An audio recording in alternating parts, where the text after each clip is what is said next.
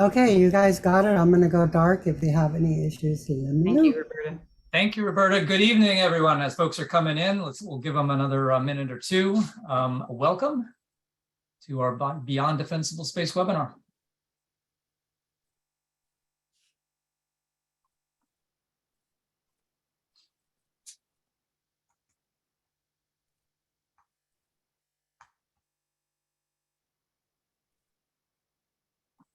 Uh-oh. What happened? So as folks are coming in, you'll see we've got the images up here of the theme of our workshop, Beyond Defensible Space, featuring lightning consultations. And we're looking forward to speaking with 5 landowners who've submitted their properties as test cases for and conversation with our panelists. And so I think we're going to have a really interesting conversation today, and we'll be encouraging people to put their questions in the Q&A as we go along. So there'll be time for you all to get involved as well. Had a few people come in just in the last minute. Let's just wait another 30 seconds or so, and then we'll get started. Welcome, everyone.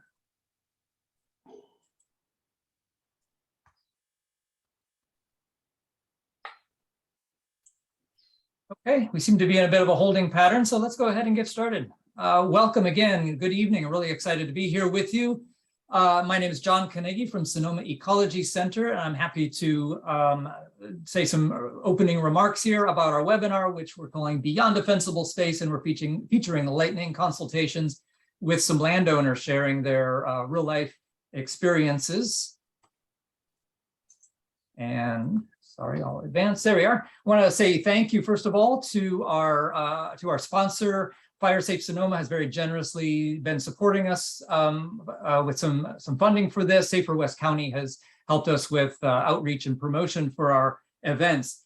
The partnership here that has put together this workshop series includes Sonoma Ecology Center. Again, I'm John Carnegie. Ellie Inslee is here with us on the panel. UC Cooperative Extension is represented here by Sashi Sabaratnam on our panel, and Mike Jones will be joining us here in the next half hour or so. Occidental Arts and Ecology Center has been an important player with us, and Brock Dolman is here and will participate as a panelist. Hannah has been very instrumental, largely behind the scenes, and is enjoying some time away from work this evening. And Santa Rosa Junior College, unfortunately, Brianna Boaz, although she's been participating in the workshop series, has been unable to join us this evening for this workshop. A little bit of housekeeping before we really dig in. This webinar is being recorded, as you may have heard. This is a webinar format, so you do not have audio or video activated.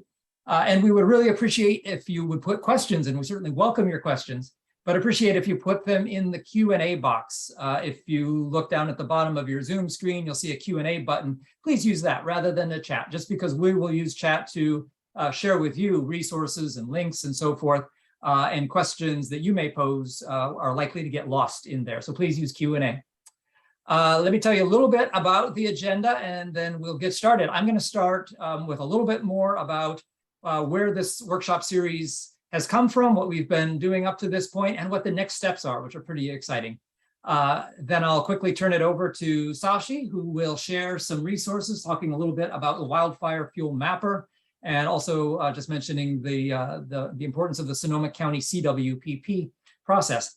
Then we will get into what is the meat of the evening, and that is these lightning consultations. We have 5 landowners with us: Guy Gullion, Andrew Shaw, Steve Lundborg, Danica Helb, and John Hahus. And we will, one at a time, spend about 15 to 18 minutes with each of them. They'll share their experiences and their goals. We'll look at some slides and photos and maps and things.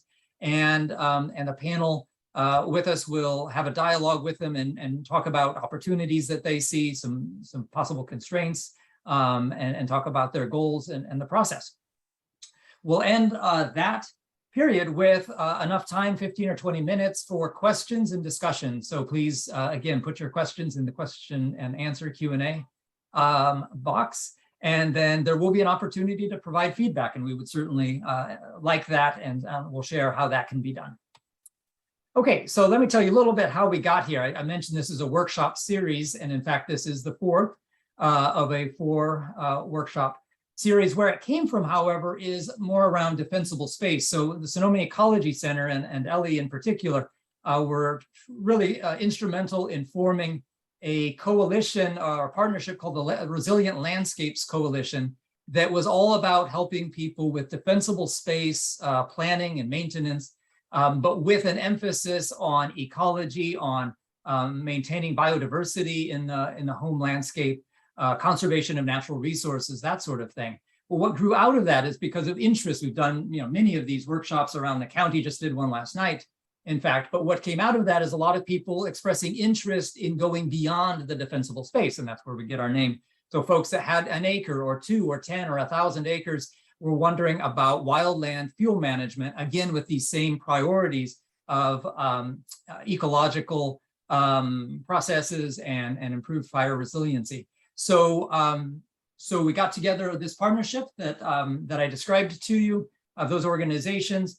And we had, first of all, an opening webinar on June 1st. You'll see a link there, and I believe Ellie will be able to put that into chat as well. If you were to miss the earlier workshops here, please check out this YouTube video. That was our opening webinar back on June 1st. Then we had 2 field workshops that were really enjoyable. The first was Brock Dolman, you see up in the upper right here, hosted us at Occidental Arts and Ecology Center for 4 hours in the forests there. And then a week later, just now, probably 2 weeks ago or so, Brianna Boas, instructor at Santa Rosa Junior College, gave us a tour of the Schoen Farm forest and talked about what they're doing around forest management and thinning and prescribed burning and so forth.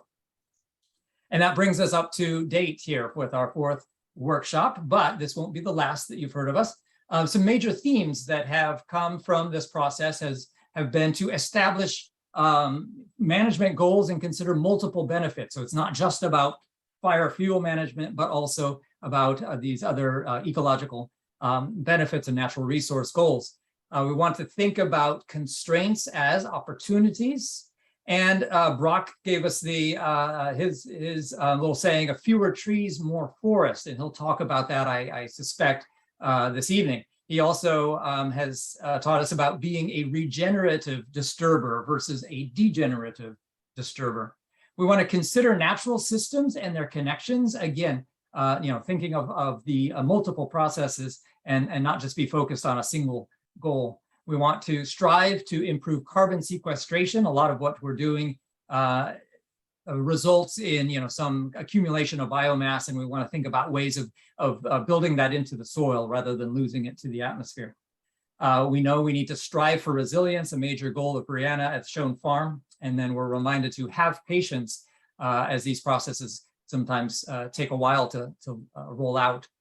I had hinted that we are not done, that this is sort of a pilot program for something new and upcoming, and that is this handbook of principles and practices for vegetation management in Sonoma County. So this is a new project funded by the County of Sonoma Vegetation Management Grant Program, and it's bringing together this very group that make up this panel and has made up this workshop series, but also some others that are coming on board to be involved. And we'll reach out to lots of experts to get thoughts and experiences to help produce what will be multiple workshops, possibly this fall or certainly in the coming winter. And then during the next 15 months or so, these numerous workshops and the production of a handbook of principles and practices for vegetation management. Again, with these multiple goals, multiple benefits, long-term processes. So that's exciting. We do have a way for you to stay in touch with us about that. I think going into chat will be a form that would allow you to put in your name and email address to be able to join a mailing list so that you can be sure to receive the announcements for these upcoming workshops and the rollout of this handbook. I'm going to turn it over here now to Sashi Savaratnam from UC Cooperative Extension, who will say a few words about the wildfire fuel mapper. Sashi, are you with us? Yes, thank you, John. Thank you for bringing up the slide about the wildfire fuel mapper. I'm really excited to participate with you all in this and to be able to walk through with these landowners what some of their needs are, and hoping that you all are able to take away some good information. One of the things that's anchoring our consultations today is data from the wildfire fuel mapper. Some of you may be already familiar with this and already be using it. It's wildfirefuelmapper.org. And this was a project put together by UC Cooperative Extension and Pepperwood Preserve that took Sonoma County data at the parcel level and generated these PDF maps with all the different layers in them, whether it's fire history, vegetation type, CAL FIRE's fire severity zone. All of this information is available to parcel owners in Sonoma County. Generally, it's over 3 acres. So if you have a smaller parcel, you may not have a report in the fuel mapper. But other than that, there's a ton of great data that's available. And that is going to be evolved into a new project that we've been working on with Sonoma Water that will be more at a landscape level, and will bring in and we'll be able to generate these maps more dynamically. So that's coming. It's already been in development for several months, and we'll hopefully get a version of that new tool, which is called the Wildfire Resilience Decision Support Framework, out to you all later this year as a test. In addition, I wanted to just kind of talk about the Community Wildfire Protection Plan. Some of you may have been involved in some of the public outreach around the Community Wildfire Protection Plan. The Sonoma County overall has a Community Wildfire Protection Plan, a CWPP. Roberta just put a link in the chat to the hub site. There are a lot of great resources on that site for you to be able to information about fuels reduction and vegetation management in general, and then also the ability to look through the story map and be able to put in for a project to be considered to be a priority within the CWPP. In addition, FireSafe Sonoma has been making CWPPs for smaller subregions within the county, and they've received funding from the county supervisors to do even still more. So you may be in a region that has its own CWPP that has really identified the priority projects and work that needs to be done within that smaller area. So just wanted you to know that that is also an available resource. FireSafe Sonoma has been doing an incredible job in putting those local CWPPs together as well. And with that, I'll go back to John and on with the program. Okay, thank you. And thanks, Sasha. I will just very quickly turn it over here to Ellie, who will say a few words about the lands that we'll be looking at, and then start with the first one with Guy. Great, thank you. Yeah, my job here is to facilitate this process, which has never been tried before, and I think it's going to be really fun. We have 5 landowners, as we said earlier, have offered their properties for consideration as kind of like subject guinea pigs. And the first one is in the Salmon Creek watershed. This slide here shows the lower Russian River watershed, and the one of our landowners is actually not in the Russian River watershed. All the other 4 are, but you can see number 1, Salmon Creek watershed. That's Guy Gullion, and he's our first presenter. And then the second one is in Atascadero Creek and Green Valley watershed, all flowing into the Russian River. The second one, the third one is up in Mill Creek. We'll be hearing from Steve Lundberg there. And then the 4th is up in Austin Creek. And then the 5th is back in the Green Valley Atascadero watershed. So they all flow into the Russian River. This is a salmonid stream, lots of sensitivities for fisheries. And so it's super important to take care of the watershed as we do our fire fuels management, and not just the fish, but all the upland animals, everything in the upper watershed, you know, there in Salmon Creek, number 1 and 2, most of these are fairly high up in the watershed, but everything that happens at the ridges affects what happens downstream. So we'll start with Guy, and move to that slide. Yeah. So Guy Gullion, he's, as I said, in the Salmon Creek watershed, he has 10 acres. You can see the blue dot is where his property is. And just next slide, it's just a little further down the road from the Occidental Arts and Ecology Center. Actually, the property bounds onto Coleman Valley Creek, which then flows into Salmon Creek. And when each participant filled out the application, we asked them to comment on these 4 different subjects. So the vegetation type that he has, pretty broad, mixed evergreen, hardwood forest, grassland, rangeland, chaparral, riparian, which is streamside, and marsh and wetland. So he has in his 10 acres a whole gamut. His concerns, and I'll let him speak to these, so I won't go into, I'll let you read those yourselves. And as with many, he wants fire and water resiliency and increased wildlife habitat. So Guy, would you like to speak up and say you have 2 minutes? And then the panelists can speak to you about, and we'll see his photos coming up next. Oh, actually, do you want to, we'll just look at this. These are the fuel mapper. These are three panes or 3 images from the fuel mapper. It shows the fire history. So clearly there hasn't been any fire in quite a while. The fire hazard zones, and he's in a moderate hazard surrounded by much higher hazard. And then the Sonoma County Hazard Index, which is in the, I believe in the CWPP, is a little bit more fine-grained. So this is just to give you an idea of how it fits in with the fuel mapper information. So now let me turn it over to you, Guy. Okay, so thank you all. First off, there have been 3 fires in this property, small fires, since I've moved here. My house is surrounded by meadow, steep hill below me to a flat bottom land with 3 prominent creek beds. There's several redwood groves along the seasonal waterways at the edge of the meadow. And I think my #1 interest is I really don't want those redwood groves to burn too hard. They've been cleaned from above, thinned, but below them are hundreds of bay that are really tall. When I first moved here, the major tree was tan oak. They collapsed and the bays have just shot up. So really the goal I want to focus on is to prevent a crown fire in my redwoods. And I don't want to damage the habitat that's already down there. The bottomland is really special.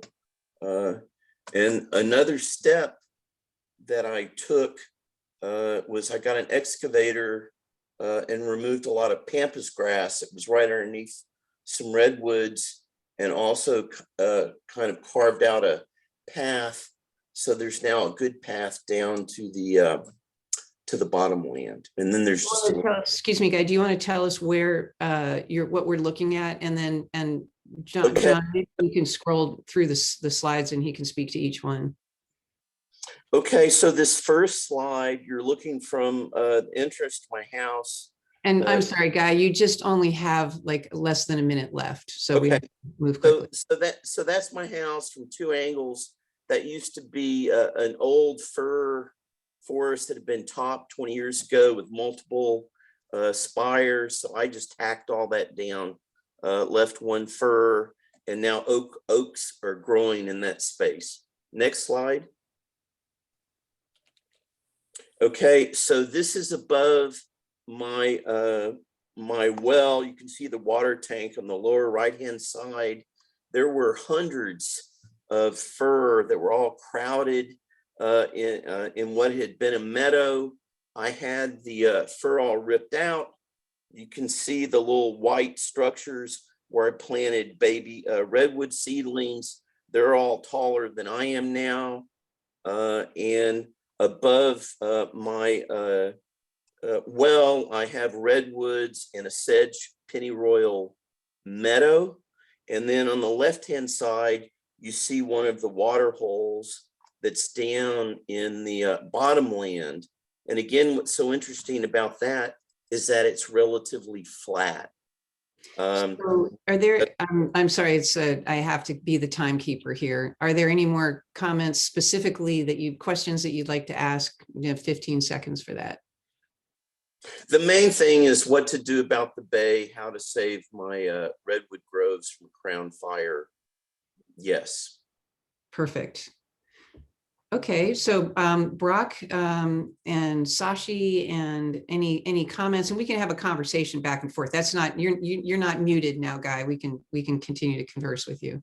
Okay. Guy, can you tell us more about the location of the fires relative to the redwood groves and what you're talking about? You said it took out some of the tan oaks.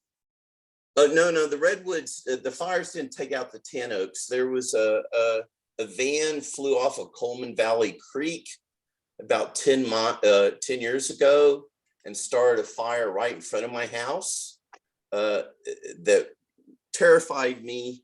2 years ago, an electric line went down on Coleman Valley Road, just on the edge of my property, and there was a fire.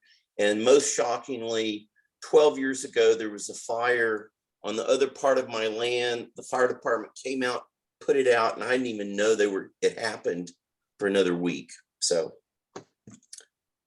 And so you're right on the road, and there is some danger from flying vehicles or other forms of fire being deposited on your property. Ran into a redwood and burst into flames. Yes. Got it. Okay. So other questions or comments from the panelists? Brock? No, I'll just start off by saying, well, Guy, you've certainly been busy, so that looks great. I mean, it seems like you're working around your home really well, and this image we're looking at here of the amount of fur that you've taken out, and that seems great.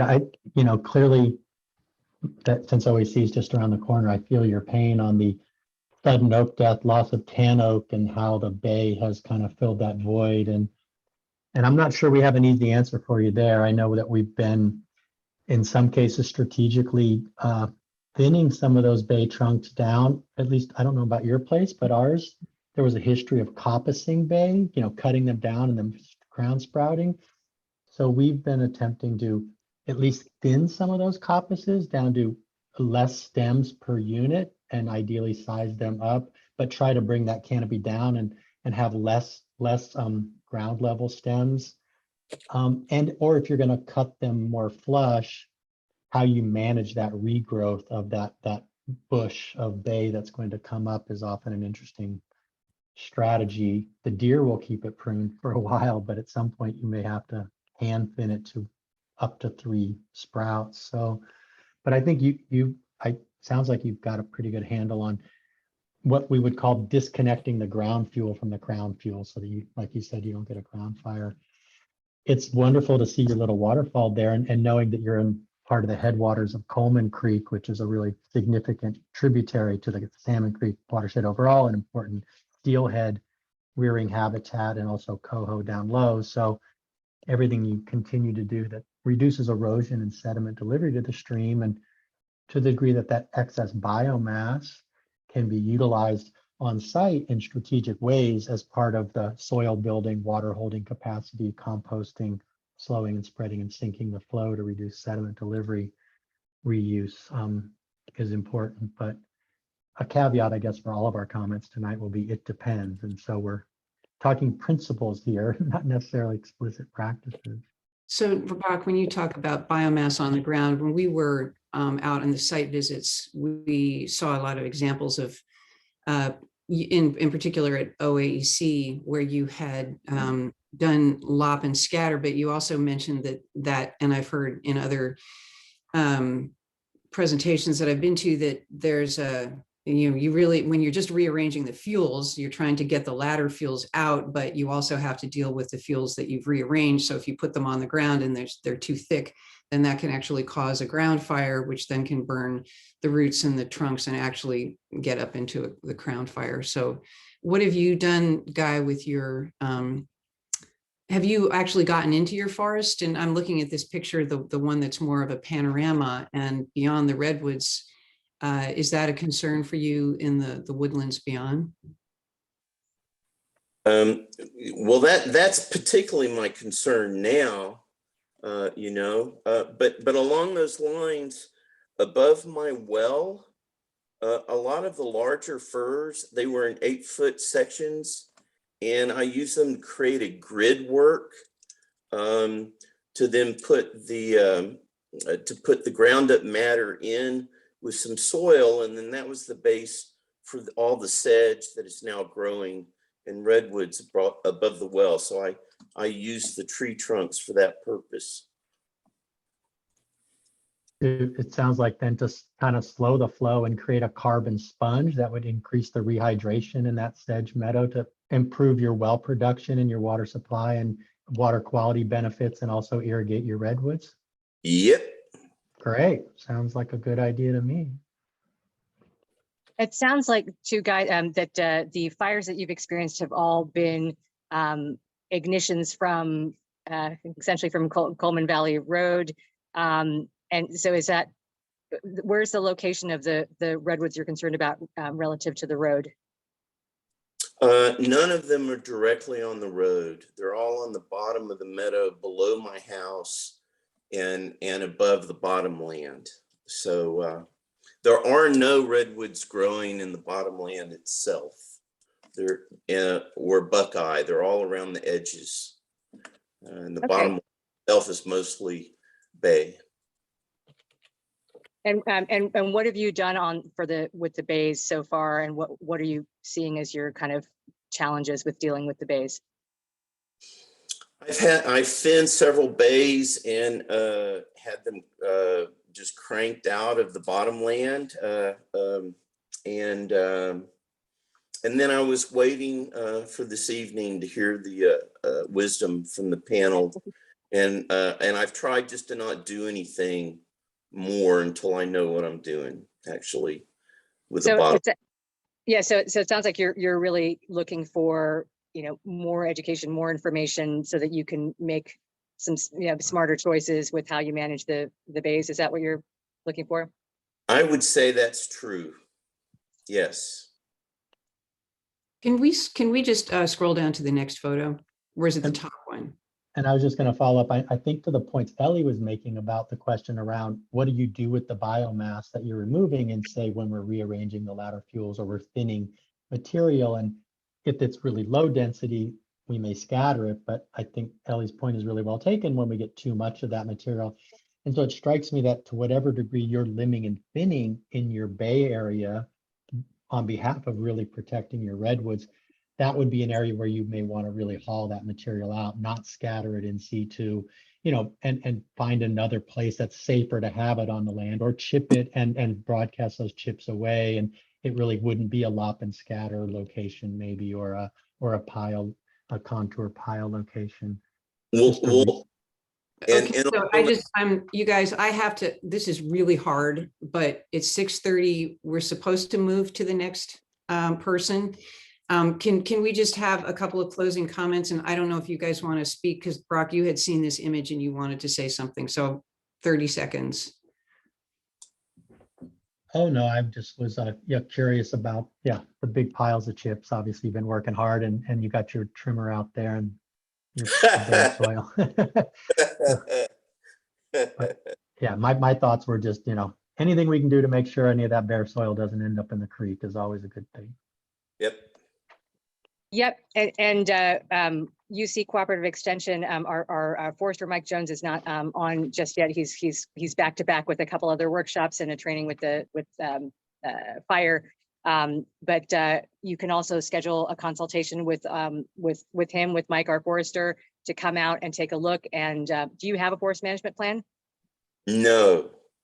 Okay, and he can either help you with that, or help you for some of those properties that are sort of too small to justify a full forest management plan.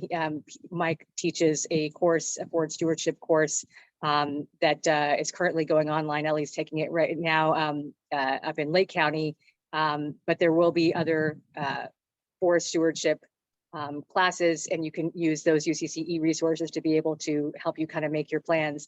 And ideally, When this tool that we're working on with Sonoma Water is done, it'll also give you some more information. And there's going to be the North Coast Resource Partnership has put together an enormous grant to do a LiDAR run of the whole North Coast, which would give us an updated view of all the vegetation because there hasn't been one since 2013.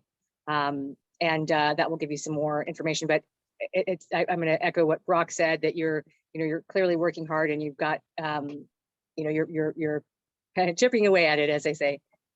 Yeah, and thank you for letting us win. There's Safer West County, which has been helping us with this, and what is it? Safer, let's see, Occidental, Fire Safe Occidental. So we should put, and Guy, I hope you're involved with those guys, because there's a really great group of people out there organizing together, landowners together, because nobody should be doing this alone. No, they're a great group. I'm involved with them. They're wonderful. Excellent. So let's move on, and thank you, Guy. And I think that all of these themes will be circling back around. So no one person is going to. Everyone will benefit from each person as we go. Thank you. Yeah. So this is in our next landowner is Andrew Shaw, and he's up there in Atascadero watershed, in the upper part of the watershed, and he has 11 acres. Go to the next slide, please. This is interesting because his property is the one in, I don't know if I can do the circle, but yes, thank you, John. So that's where his home is. But Andrew, when you can speak to this when you have your time, but down below, I believe your driveway comes through that. Yes, there's the driveway coming through the adjacent parcel, and it's possible even, you'll tell us, Andrew, if even the other adjacent parcel is yours as well along Furlong Road. But his concerns, like most of us, the vegetation types quite broad. The chaparral, riparian, I think he's really got some bottomland, some marshy area, and the overgrown vegetation, high fire risk, sudden oak death. And maybe you can speak to that, because you're the first one that will be bringing that up. All of our speakers here have the problems with sudden oak death, and some madrone is of interest. He's got a small creek to daylight under goals, and possible native grass restoration. And Andrew, are you unmuted? Can you speak? Yeah, I'm here. Can you hear me? Yeah. Oh, and here we go with the wildfire fuel mapper information. And let me just mention the CAL fire hazard middle one. It actually, your parcel is not included in the CAL FIRE document because it's in apparently the local LRA. And I find that kind of interesting, because I believe that most of the outer areas of Sonoma County are in the state responsibility area, not the local responsibility area, but that's kind of another subject. So let me turn it over to you, Andrew. Yeah, sure. That might be Goldridge you were thinking. I'm not totally clear on it. Yeah, hi. Thank you. Hey, if you can, just before I get in here, can you give me a prompt on the slide info when let me know what you're looking at, because I don't have I have the slides in front of me, but I'm not on the webinar itself. Yeah, John, let's go down to your entry drive, because that one elicited a few comments. Yeah. First talking. So the lower left, now we're looking at your entry drive. Gotcha. Yeah. So this is Brock will probably recognize this. He's been over. I've actually had a chance to take a bunch of classes at OAEC, and took the PTC there and tending the wild and whatnot. So quick plug for that. Everybody do it if you can. Very enlightening stuff. Yeah, this is the driveway, and as you said, it essentially separates out two kind of disjointed parcels.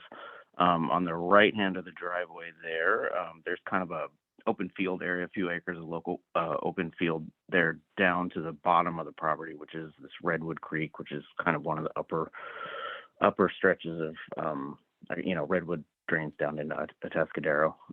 Apparently they recently found a endangered shrimp in the creek, I guess.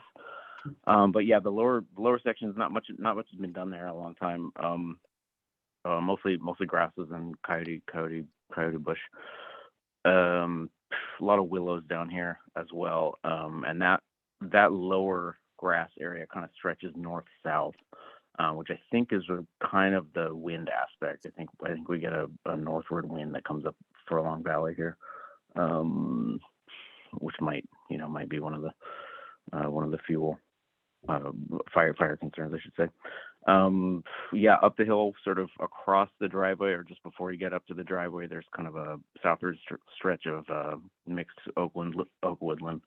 Got all the three main oaks: tan oak, bay, bunch of other stuff, some madrone. That separates out the lower section from kind of an upper orchard area, with a few old apple trees. And then just above that, kind of above the house, is the sort of most heavily wooded. Now it's primarily Doug fir, but there's also kind of an ivy and a ground cover. Let's go to the aerial photograph, John, so that people can see that broad. So maybe, that I can see the area in the point, the sort of the V, maybe the area you're talking about. Is that of the most concern? So let's turn it over to the panelists, and you can maybe just mention your questions and the thing that you'd where the fuel load area that you'd like to concentrate on. Yeah, totally. Totally. It's that upper section up there, the sort of easternmost most part of the parcels there. And I guess I'm just wondering what sort of I guess the way I've been looking at it recently is like what kind of, I don't know, mutual aid organizing we're going to have to do locally to kind of assemble or hopefully unionize field crews, going around to help people out at their properties, and because it's kind of a job that is just starting to get grounding. And this is big. This is a big deal. Like it's major policy failures. It's major social failures with the prison labor that they're using to fight the fires, which is literal slavery. They got these people working on crews to fight fires. So it's a huge problem. Okay, thank you. And I want to just mention that Mike Jones, UC Cooperative Extension Forester, thank you so much for joining us. Like to hear any comments. Brock, actually, this property if you want to start off, and then Mike can jump in anytime. Feel free. Sure. Well, thanks, Andrew, for being here. And you mentioned the freshwater shrimp. So folks don't know, Furlong Road, on where Redwood Creek drainage is both a coho stream and a freshwater shrimp stream, and both of those species are federally and state listed. So you are lucky enough, and in fact, there's spotted owls in there that are listed. So we all get to count our blessings to live in a place that's so biodiverse and filled with rare species. I think, from having looked at it with you before, I think there's a pretty good sense that your concern on that eastern edge, in some respects, at least, thankfully, the agricultural block there is quite open. It's a mini fire break to some degree for you, but your forest is so dense. And I think one of your challenges is towards wanting to maintain it more as a oak and madrone woodland and limb and thin it out, is in that process, is, if I remember right, there's a lot of poison oak in there. And so how do we manage a shaded fuel break where we're limbing and thinning the finer fuels, the flashy fuels, we're breaking up the fire ladders, creating called fuel discontinuities, without necessarily punching holes in the canopy to retain it as shaded and closed, so that we don't get too much sunlight on the forest floor that might exacerbate various plants, especially poison oak. And I think that's where really having a forester or somebody who really does that work, consult with you if you don't feel comfortable doing that. It's kind of a suggestion to everybody. But limbing and thinning that out. And then I think clearly we were looking at your driveway a bunch and just wanting to make sure that if you imagine a fire truck getting up there, what might need to happen on that driveway to facilitate the access there. I know you've got a lot of moisture coming off that slope, and thus it's a lot of willows there. And thankfully willows we can trim back and push back and they grow back, and it's maintenance. But Yeah, it's, and So, and thank you, Brock. You've been dropping a lot of really good websites and resources. The Atascadero Creek Subwatershed Habitat Study. Atascadero Creek has gotten a lot of interest from the Goldridge RCD is doing a lot of work there and research. Do you mind, Brock, if we switch to Mike and let Mike speak oh, up? by all means. Hi, Mike. Hey all, thanks. Sorry I'm late. Michael Jones, UC Extension Forester for Mendocino Lake, Sonoma counties. You know, I guess this is what I'm going to say every time is forest management depends on your goals and objectives. How we achieve that is there's no one right answer. It's through a suite of tools we have available, and it depends entirely on what you want out of your forest land. So it's hard to have a prescription, never have forest health. You know, I specialize in disturbance ecology and forest health. And so my perspective on things is, I imagine very much along with what other folks here is this holistic kind of total, complete landscape level vision of managing forest ecosystems.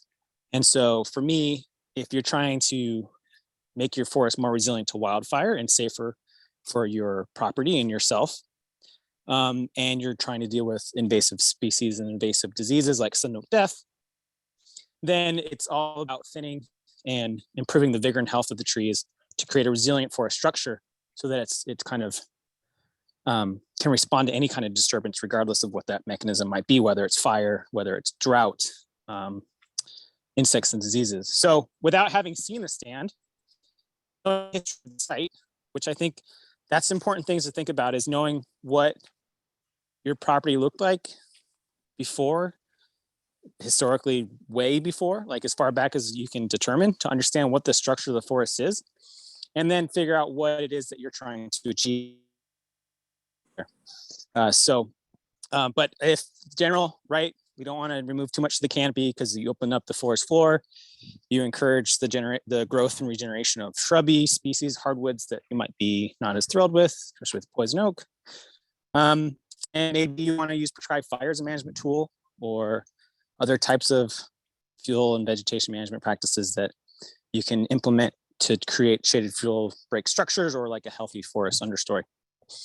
And then the last point is about your egress. Apologize, but in addition to hammering home this structure hardening and defensible space, is if you don't have ingress egress that firefighters can get through to your property, there's real no point.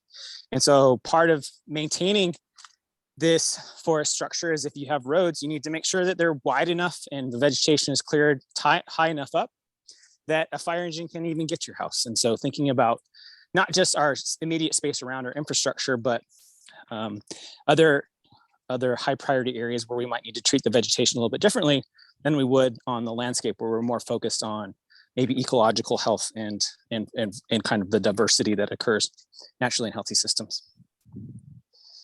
Excellent, thank you. Are these, we're still looking at Andrew, is that correct? These photos? John, you're scrolling around. Yeah, that's correct. That's Andrew's lower meadow. He's got a big, beautiful meadow right off of Furlong there that butts up against the actual Redwood Creek where their boho salmon and the freshwater shrimp are. It's a lot of non-native plants and a lot of velvet grass in there. I don't know, Andrew, if you ever think about doing a controlled burn in there and some overseeding of natives or not. Oh, I certainly have. I'm not entirely sure how to go about doing it, but yeah. So we need to give you some resources about that. And Che from what's his organization? Circuit Riders. Circuit Riders. They have been working on, empowering landowners to do smaller area burns, and I'm fascinated by that. Maybe John, you could make a note to get a little bit more research about that, or Brock, or Sashi, or anybody if you already know. Well, yeah, I would. Mike, maybe you want to jump in and talk a little bit about the Good Fire Alliance and Prescribed Burn Alliance that you are a leader in. And, Sure. and also we just need to be quick because we only have 2 more minutes, and there are more opportunities to have that part of the conversation. But yeah, go ahead. Sorry, Mike. Yeah, no, I mean, a good place to start is go to the website calpba.org. And that is your introduction to the statewide effort to build these prescribed burn associations, this idea of landowner kind of collaborative neighbor helping neighbor models of putting good fire on the ground in a community effort. And so that is the place where you find basic resources, science, information about prescribed fire, and also where to find and how to connect with your local prescribed burn association, including the Good Fire Alliance, where we have a sign-up sheet and a burning desire intake form, where if you're interested in burning, you can tell us a little bit more about yourself and your property.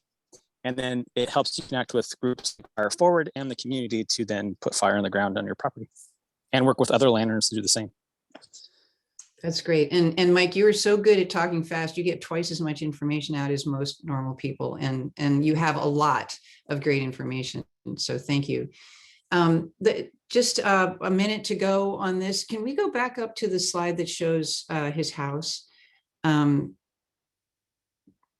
just wanted to make sure that, Andrew, you've done the 100-foot, you're mowing. I have a meadow that looks a little bit like your meadow, and I try to keep the grass down around the canopy of the tree, because I just imagine a fire dropping in there, embers, and then if the flashy fuels of the grass and reaching up into the tree and actually catching the canopy on fire. So I tend to do that around my trees, even if they're a little bit farther away from the house than the 100 feet. Weed eaters are wonderful, and horses or goats are good for that. And the UC Cooperative Extension has a program for goats that we could also put in. Yes, match.graze is the program, and will connect people who are interested in having their land grazed with grazers. So definitely use that resource. And as I mentioned before Mike came on, you can also schedule a consultation with Mike to have him actually come out on site and take a look and help you kind of figure out how to create your plan. Okay, good. He's going to be a busy guy.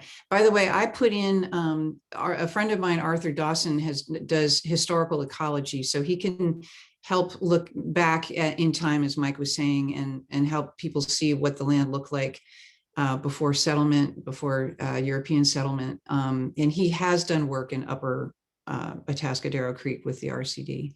So let's move on to our next. I keep wanting to call them contestants, so yeah, pardon me, but Steve Lundberg. So we range in size here with our with these landowner parcels from 10 to 600 acres, and Steve is the 600-acre person. He's his property is in the Mill Creek watershed. I'm sorry, it's Palmer Creek, which flows into Mill Creek, and was affected and I think badly burned during the Wahlberg fire. So next slide. And so he has this whole range, like others, he has all the same plant communities, vegetation types, and obviously roads, streams, outbuildings.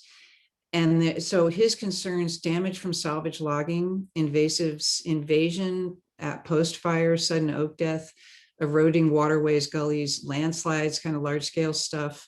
Goals: water and fire resiliency, stabilizing hillsides, restoring native habitat, recharging the aquifer. And he's actually had a bunch of football students, high school students out there helping him with this work. So, and then here's the fire hazard severity mapping. You can see that in the center one, he's smack dab in the high hazard, and there's a patch of very high fire hazard in his area. And then there was the fire in 2020. Was it 20? Yeah, 2020. So take it away, Steve. Thank you. Yeah, this is after the salvage logging.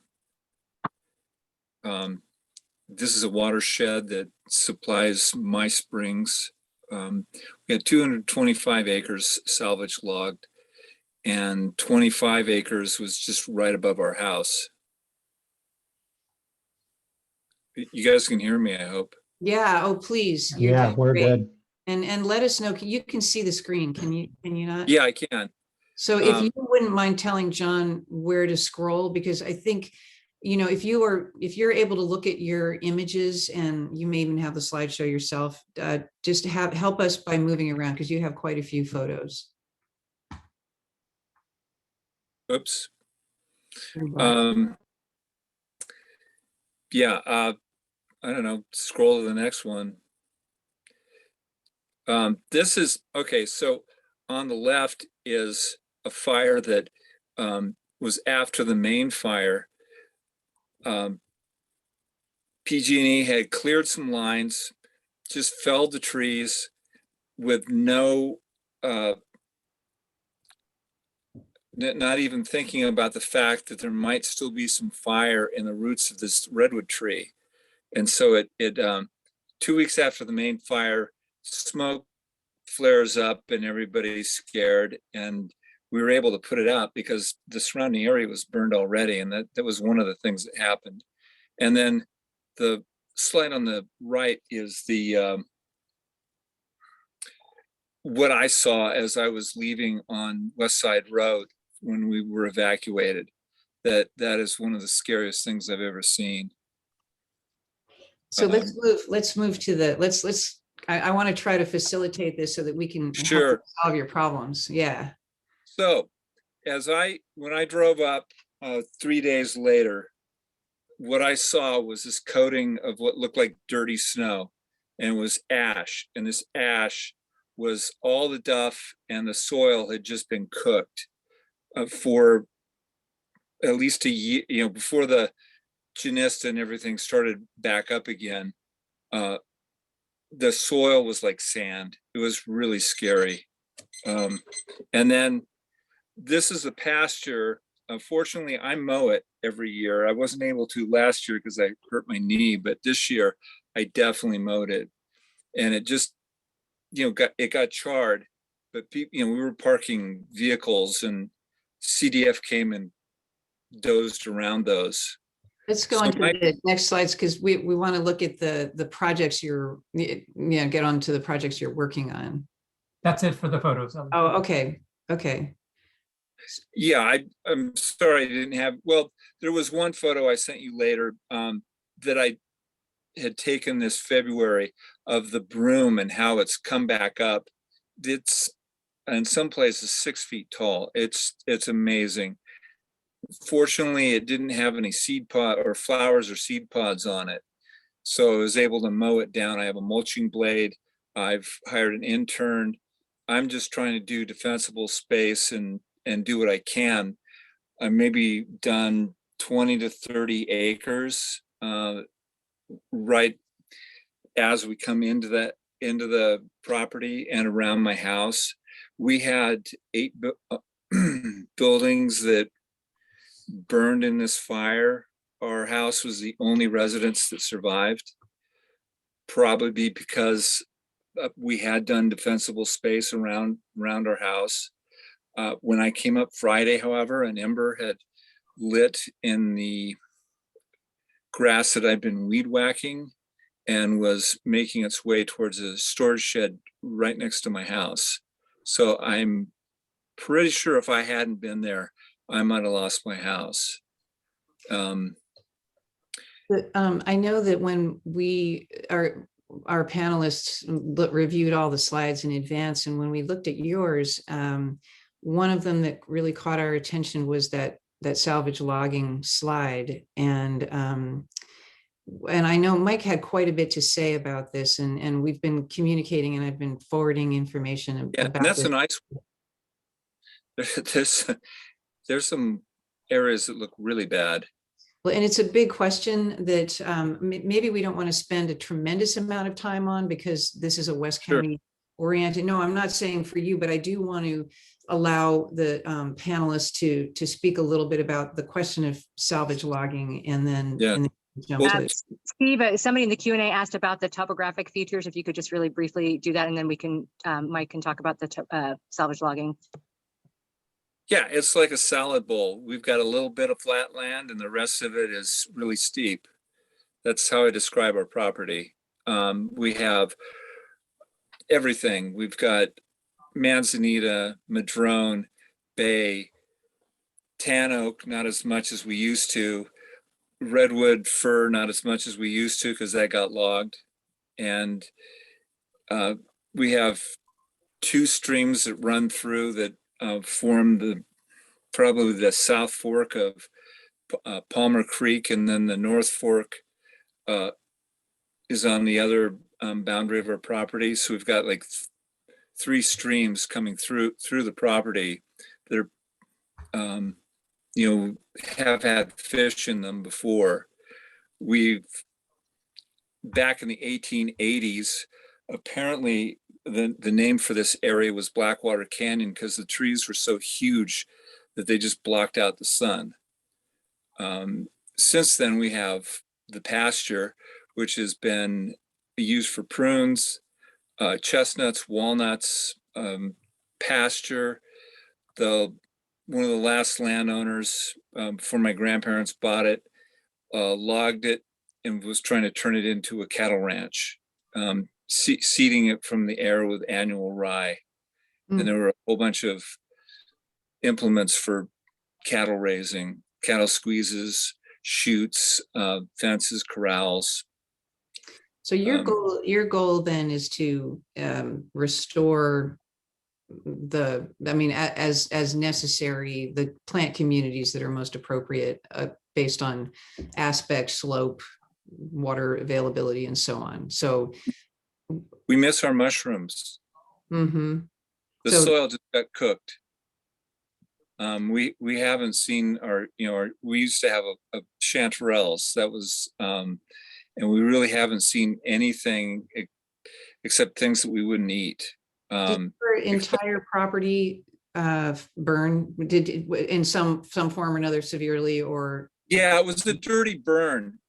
But one of the things that kind of amazed me was that when I got up there, I could see through the forest, which I had not been able to do for the past 30, 40 years. It's just amazing. It was like a ground crew went through and just took out all the understory. And in some places it went a little higher and really burned everything. What percentage of your property would you say got that sort of light or even beneficial fire versus the devastating severe fire with crown that destroyed the trees? I'd say about half, but it's kind of hard to say because of the logging. I don't know how much the logging, they were going in there, to get whatever they could, whether it was, burned or not. I hate to say, but that's just the nature of logging, I guess. So maybe for those in the group who don't know about salvage logging, I maybe Mike Jones, you could speak to that a little bit, because I know that there's some challenges and even some controversies about it. Yeah, I'll try to keep this short. First of all, it's really important to recognize that fire is a disturbance that has significant ecological effects on the forest ecosystem. So you're going to see changes. You're going to see changes in the habitat, the vegetation, the flora and fauna. It's going to happen. There's nothing that we can really do about that. But through time, the forest recovers. So it's important to recognize that you're going to have these dramatic, extreme things that you're not going to be comfortable or familiar with, but through good stewardship and actively, kind of thinking about what you want your future forest to look like, you can help steward it back to that condition or to a new condition that you think is most appropriate. Now, salvage is a tool in the toolbox that we use after disturbances. And let's be frank, it's a pretty extreme practice. And that means that there's going to be some pretty significant impacts, short-term impacts. The research has shown that when done well and considerate and following the forest practice rules, that there are some pretty significant short-term impacts that are mitigated, but through time, the forest can recover, especially with good post fire, post-disturbance stewardship. That being said, one of the issues we have in Sonoma County, in particular, the North Coast forests in general, is that we do not have enough professional resources or infrastructure or equipment or timber operators.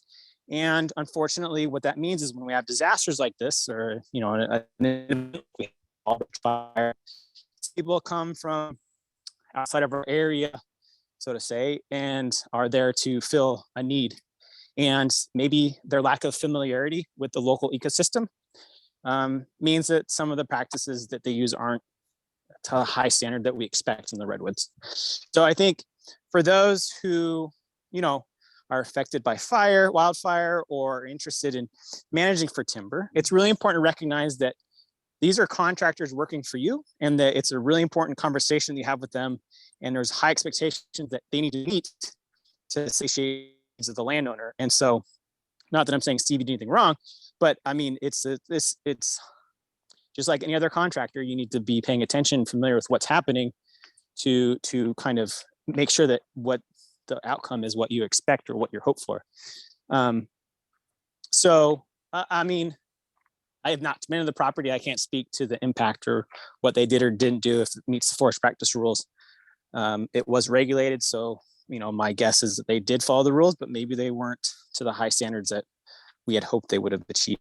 And Mike, I just, sorry to interrupt, but yeah, you had said that, and I was typing an answer in the Q&A, and I may not have heard you say this, but I thought when we were talking about it before, you made a really good point, which was this area is very underserved with local forestry knowledgeable people. And so people are coming in, and I know you did say this a little bit earlier. So from a work, you know, a labor standpoint, this is an area that needs a lot of help. And we need to support our landowners by actually trying, and I don't know how you do this, by recruiting people who have skills and abilities in for this kind of salvage logging. And I mean, I don't know how we do that. Can you? Well, I think to your point and Mike's point from before is that some of that might mean a tolerance for things that might make us a little bit uncomfortable in the short term, but understanding that we're really talking about for a forest timescale, not our timescale. So if we keep ourselves in the time frame of the forest, I think that you can tolerate a lot more, as Mike was pointing out, extreme disturbances that will, through good stewardship, lead you to a better condition that you kind of want to get to. And so that might mean, I know there's sort of a knee-jerk reaction around, oh no, timber operations are not good and are perhaps going to be going to go too far. But Mike is pointing out that the other side of that coin is, well, if we don't have local timber operations, then we don't have the expertise locally and have to bring it from outside and then have to manage them to Sonoma County standards and guidelines. So I think that balancing act is important. Correct. And I think the point he's also, well, I'd like to make is that we need to educate landowners in what to look for. And that's maybe something that we need to include in our handbook is resources for being able to choose and then make sure that, and I've heard that with some of these salvage operations, the operator actually took off before completing the wrap up. And so landowners need to know what is required. And anyway, I'll leave it at that, but I think it's a really important point for us to follow up with later. We have one more minute to discuss this. Is there anything in particular specific that any of the panelists want to mention, either about broom, invasives, water quality, erosion control? If you have a situation like this, what do you do? I just real quick, I want to say, I think everyone here should develop a forest management plan. It doesn't matter what size property you have. It doesn't matter if you take it to completion, get it signed off by a forester. I think you need the template to help you think about your long-term, your short-term and your long-term goals and objectives and how you're going to achieve those. I saw in the chat was posted the link for the Forest Stewardship Workshop Series. This is an excellent way in which we are helping landowners understand the process of the forest management plan and how to communicate and connect with foresters to think about stewardship. I also think for somebody, for such as yourself, with as much property and much forest land as you have, I think a forest management plan is crucial.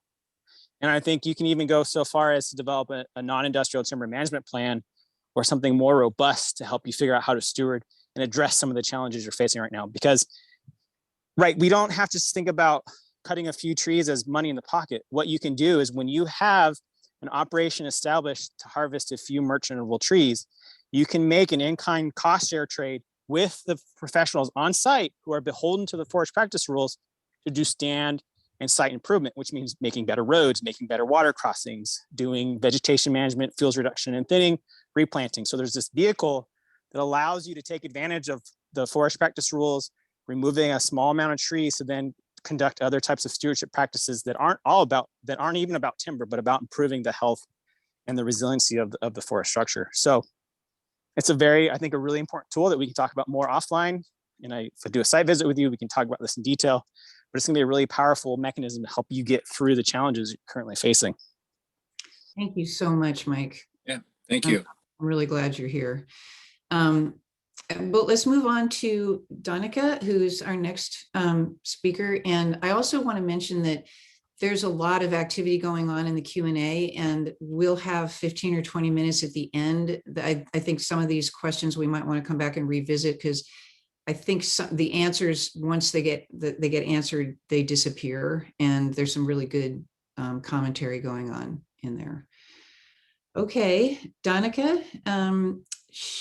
Donica is also a 96-acre property in the Russian River, Austin Creek. So we're kind of going counterclockwise to the west now from Steve's property. And next slide. So mixed evergreen, hardwood, coniferous forest, oak woodland. She's got vernal pools, which for those of you who don't know, that's an area, a low marshy area that actually holds water, vernal meaning spring, in the springtime, and then dries very slowly because there's a clay pan at the bottom. And her application showed that she has a vernal pool that people have been using to park their cars and dump things. Sudden oak death, maybe this is a good time to really talk about that. Unstable slopes, excessive fuel loads like everybody, invasive thistles. And there was a marijuana grow on the property prior to their purchase. That's where the thistles are growing when that was all removed. And from what I read in her application, there's a big problem with sudden oak death, and on the southern facing slopes, I think she said, and then there's redwood forest with Doug fir coming up through in both forest lands. And so they want to create a shaded fuel break on their ridge top and work on slope stabilization. So, and then, yeah, here's the slide. High fire hazard severity, no burns in the recent decades. So let's check out her slides. And Donica, you're up. Yeah, hi everyone. So we're on the top of a nose, and so the southern slope is what you're seeing in the left there. That's the remnants of the illegal grow operation, where they basically clear cut this very large area to grow their plants. And that I'm seeing a lot of different oak species in there: coast live oaks, black oaks, Gary oaks, as well as bays and Doug fir coming up there. The northern slope is mostly redwoods, but again, a lot of encroachment of Doug fir. And then on the eastern side, which you're seeing on the right, we have a lot of really nice ancient bay trees. And so these look like they had been culturally modified in the past. They've been, they're hollowed out. And so we've been told that they were used for dry storage in the winter. You can't quite see how large those bays are from that picture, but next slide. Okay, so on the left, you're seeing a lot of these really weedy Doug firs. I don't think this is even quite as bad as some other parts of the property where it's just really dense with Doug fir. And then over here on the right, that is my favorite tree. It's a very old coast live oak. We did a surgery. There was a little bit of early sudden oak death infection, that black spot on the white there.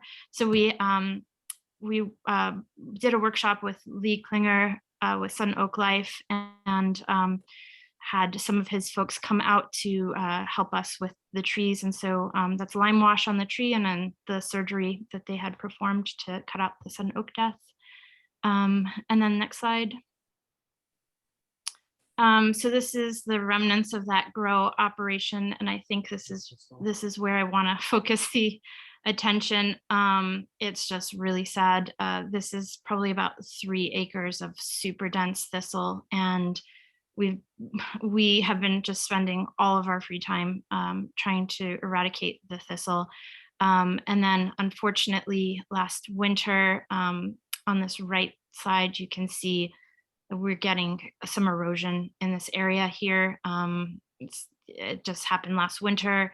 So this hillside is coming down now, and there is an ephemeral creek just past that forest, just past what you're seeing in that image there. So I want to make sure that we're keeping sediment out of there. One thing that I've been thinking about is to do a check log terrace with some of the Doug fir that we're taking out. So that would be a big project this winter. Another thing that we're thinking about is trying to do a burn in this area, but I'm worried that that might cause more thistle growth or God forbid the Scotch broom. So I'm a little nervous about what might come up after we burn. And then also in this area, those like little bushy things are oak trees that had been cut down and are starting to resprout. And so we'd really like to encourage the oak woodland to come back. And so another question I have is if you could have any recommendations for foresters that are familiar with oak woodland restorations. Okay, and there's a question that Ivan O'Neill put in the chat about this sudden oak death, even though it seems like you're feeling that maybe you have a handle on it. But I think that maybe Mike or Brock or somebody could go into a little more depth about techniques for managing sudden oak death. But erosion control, certainly thistle management and encouraging oak trees, oak woodlands. So Mike, do you want to start off? Are you still with us? You're muted. Yeah, I'm sorry, I'm here. Oh boy, sudden oak death. Once it's established, I mean, I'm just going to give you the bad news. Once it's established in a stand, it's there to stay. You're not going to get rid of it. You're not going to keep it from killing your trees that are susceptible. There's only a handful of true oaks and tan oak that are susceptible, but there's over 150, 200 species of tree, including redwoods and Doug fir, that are host to the blight. So it's not something that goes away with any kind of management. What we kind of talk about and implement when we are managing for sudden oak death is slowing the spread, protecting high value trees. If we have isolated populations and practicing good sanitation, isolated populations of host trees, what I'm referencing to, and practicing good sanitation to try to keep sudden oak death away from those areas. But it's a pretty aggressive invader, and it's really good at what it does, and it's hard to control once it's established. So it's a challenge. Do you find that the surgery and the lime in high value trees is successful? I'm sorry, sorry, I got distracted. Can you say that again? Do you find that what Donica is describing, the surgery on the high value trees and applying lime is successful? Yeah, so no, right? It's not. You're dealing with a water mold. It's a Phytophthora species. It infects through rain splash. It gets through the bark of true oaks. Cutting out a lesion does not remove the pathogen from the tree. Liming doesn't do anything. This thing is really good at what it does. It gets through the leaves and the bark of tan oak. It gets through the bark of oak. True oaks are a dead end host, so they just die. But in tan oak and everything else, it sporulates like a laurel. Is a super spreader host. Even fire is not a solution, right? Fire help suppress the propagules, the amount of disease that's on the landscape. But as soon as the revegetation comes back, you see the prevalence of the disease pick up as well. So, So I've heard I've heard you promote the thinning and making the trees healthier by moving competition. That was probably what you're about to say. Yeah, it's improving vigor. If you have high value black oak or coast live oak, then removing and 100%, you have a bay laurel within the drip line or touching an oak, you know that tree will get sun oak death and die. So it's about, thinning out the vegetation around high value oaks to reduce the amount of contact and propagule getting spread to those oaks. But it moves through the watershed, right? So it moves through riparian. It's a water mold. It has swimming spores. The thing is incredible. It's like the craziest thing ever. I mean, it has a motile spore mode. It can swim through water on leaves, through creeks, through soil water. I mean, it's just, it can get to where it's going to go. Drought helps suppress the prevalence. It loves warm, moist conditions. So when we have a drought, we see a slowdown in the activity of the disease, but it has this drought tolerant spore structure that as soon as it rains, it releases and it picks up its activity. So, right. I guess I have nothing to say about sun oak death other than that, you're just trying to improve the health and have diversity, right? It's about creating diversity in the species on your forest, protecting the trees that you value. And, it's not going to stop the spread, but you can slow the spread and hopefully, limit the impact in the short term. Does it help to use biochar and to burn whatever if you're removing bay? Sorry, I interrupted you, Donica. Go ahead. Oh, I wasn't saying anything. Oh, I was just going to ask Mike to comment, maybe say a little bit more about the sanitation aspect, because maybe that's something she can do. You already talked about kind of keeping the laurels away from the high value trees, but is there anything else that you can give her kind of practically on the sanitation aspect? Timing of when you're managing vegetation, right? So only pruning, not during warm rain parts, right? Not creating wounds that are entry points during the time that the disease is spreading, which is usually like the warm spring rains. Avoiding activity when there's mud. We know that picking up mud into into wheel wells and in boots and on tires is a way that we spread the disease. But frankly, at this point, sun oak death is well established across the landscape, and it's almost a moot point at this time. But it's kind of more of a you're trying to be a good steward and recognize the risks that you inherently create and minimizing those impacts by still being observant. So here's all I can say. Check out the website called sunoakdeath.org. It's a resource that's created by the California Oak Mortality Task Force, and it has just a wealth of good information about management, about the disease, identifying the disease, because right now there's a lot of other forest health issues that are affecting oaks and tan oaks that can look like sod but aren't necessarily sod. So, being cognizant of what you're actually managing for, it may not be sod. Maybe you're dealing with tabacia or a foliar blight that, that's just a matter of pruning and thinning and dealing with drought issues. But getting involved in the bioblitzes to actually confirm trees that are infested. There's lots of things that we can do to kind of think about the disease. But from a management perspective, we're just trying to create a healthy, diverse forest structure with the expectation that we're going to look at, potentially what we would kind of call a functional extinction of a lot of these host species. Doesn't mean they're going to be completely extinct, but they might not just have as much of a presence on the landscape as they did historically. Cool. Thanks, Mike. I would just offer up one thing on the sun oak death. Maybe, I don't know if it's a little bit of hope, possibly, is at least my observation at OAEC, where we have similar extent of it. And from what I've read in the literature, and I perked up when you mentioned your list of oaks that you have Gary oak or Oregon white oak, Quercus garryana.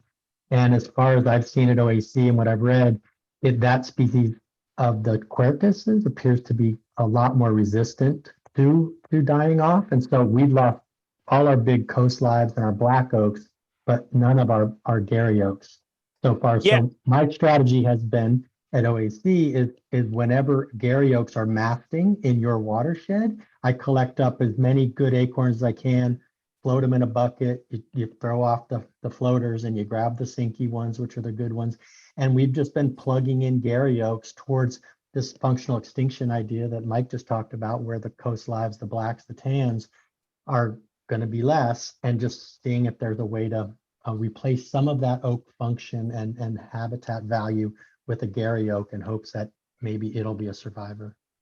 Yeah, let me just clarify. As I mentioned, the only true oaks that are killed by sun oak death are California black oak, coast live oak, shreve oak. And sometimes, well, those are the big three. I know I'm forgetting one, and I don't know why, but I forgot it. It's the red oak groups. The white oaks, like Gary oak or Oregon white oak, interior live oak, those are not susceptible. And so tan oak's the only other species that's susceptible or can be killed by the disease. So it's not all doom and gloom. If you wanted to get doom and gloom, I can tell you about all the other invasive species that we've recently detected affecting oaks, but I won't go there tonight because it's super depressing. But yeah. So Danica, if you know what interior live oak looks like, Wislezinii, that would be a great one. We don't have it at OAC, so I'm not using it. Obviously, if you had wetter bottoms for valley oaks or in places where there's blue oak, but for you, it sounds like interior live and Gary oak might be two species you focus on really managing for and seeding out. And then you said you had a bunch of stump sprouts. To the degree that you would like to, as they sprout, manage that coppice to a few stems that you're going to try to migrate. You may want to put a fence around it to keep the deer off it until they get above the browse line, and try to just allow that coppice stump to regrow itself as a way to get ahead of the curve.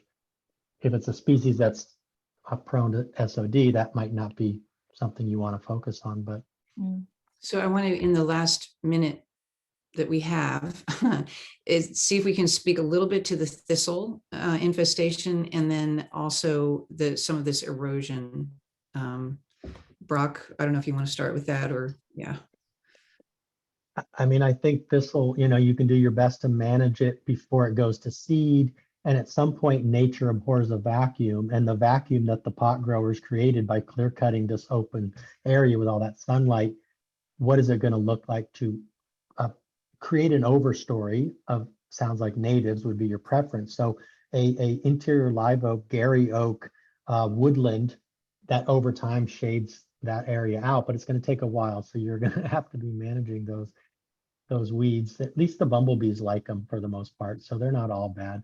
And then as far as that rotational slump, I'm just so sorry that these knuckleheads just clear cut that and destabilize that slope.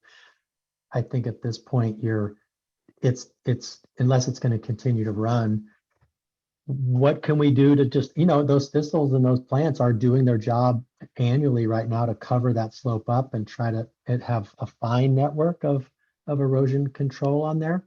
Maybe in that overstocked Doug fir forest where you had way too many small stems, that might be an opportunity to kind of limb and thin those guys out and flatten them, lay them out almost like a jute kind of area there that push them low to the ground so they rot fast, so that you don't have a flashy fuel on there.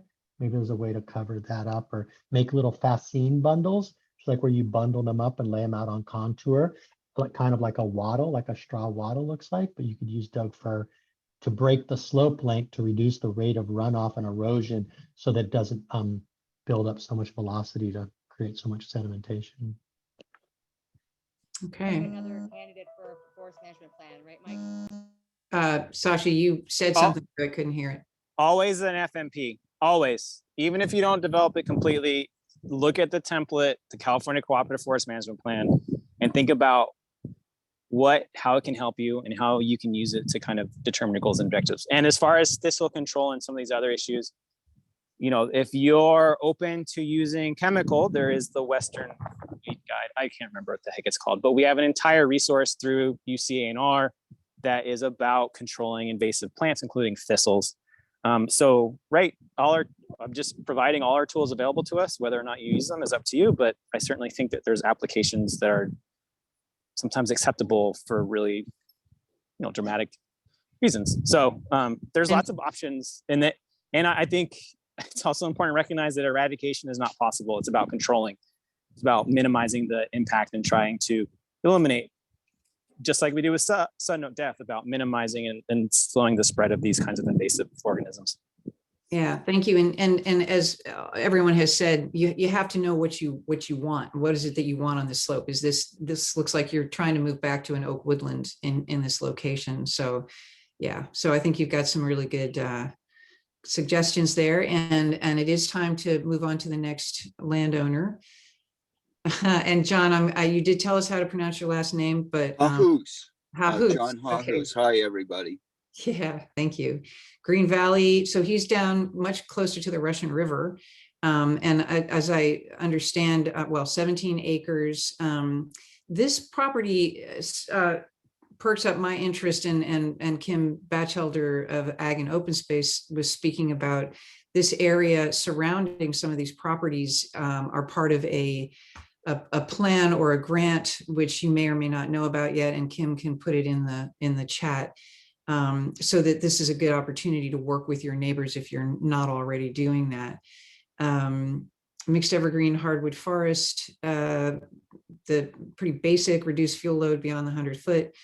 And then, all the good stuff, the goals, fire, water resiliency, reducing fuel load, natural beauty, wildlife habitat. Let's look at the the fuel mapper. So yeah, in the high fire hazard zone, you're up on a ridge, right? That's correct.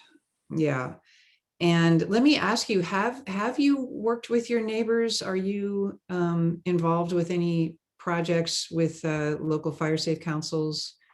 I am. We have a network of fire councils, the Canyon Road, Holly, Dale, Mother's Beach, all that neighborhood around Hacienda there and Canyon Drive up on the ridge there.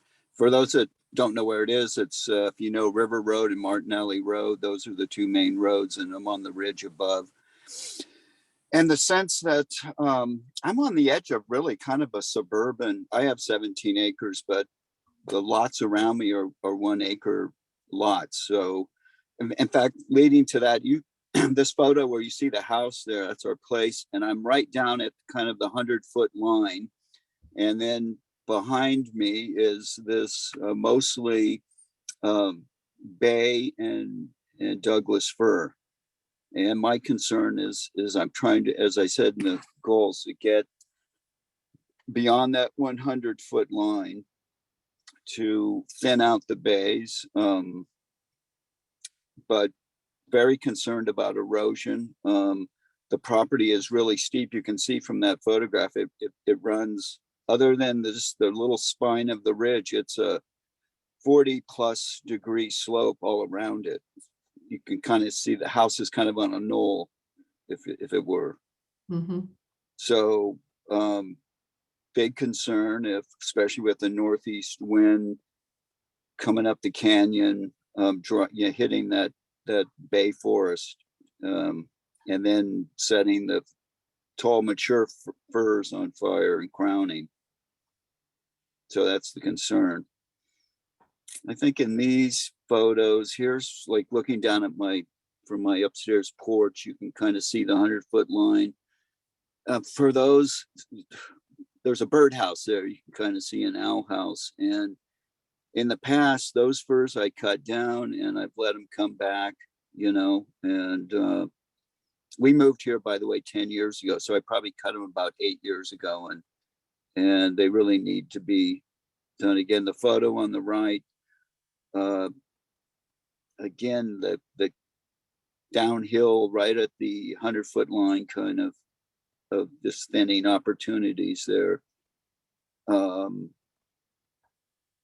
Concern with me is overdoing it and getting erosion, landslides, that sort of thing. Are there any more photos? I'm looking at your application and I think Here's again, just below where that one of the house, so you see a couple of large firs, give you a perspective. They're at least 2 feet in diameter. Around the house, that property was logged, from what I'm told, that whole neighborhood actually in the early 50s. And hence the bay has come back. And they left, though, all around the few houses up there, the large firs. So I've got a fir that's 51-inch diameter right close to the house. There's quite a few big ones. So the goal would be to reduce this bay understory, near the firs to protect them in case of a fire. Do you have any drainage channels, or are you? Yeah. So Yeah. this is a great photo, right? It's hard to tell, but there's a seasonal creek below those firs, and then then there's an upslope to the upper part of the northern part of my property. And there's all around that house, there's actually 3 seasonal creeks there's 2, and then they join into one that then eventually goes down to Green Valley right as it hits the Russian River. And what's the status of them in terms of stability or erosion? Well, they're like probably most of them, that the channel's been cut deep and eroded. They only run during the heavy rains. And certainly what I learned out at OAEC in terms of creek stuffing, there's definitely opportunity there to enhance those creeks, little beaver dam type things.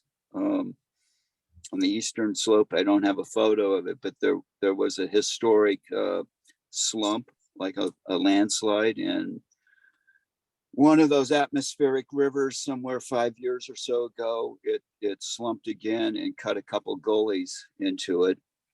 And those really should be stuffed. I've got them covered now with the tarp, just to a large tarp, but just to alleviate it getting worse. It seems to have steadied. For those who weren't on our tours that Brock led, or those of you who haven't been to Occidental Arts and Ecology Center and had Brock do his interpretive dance of stuffing gullies, and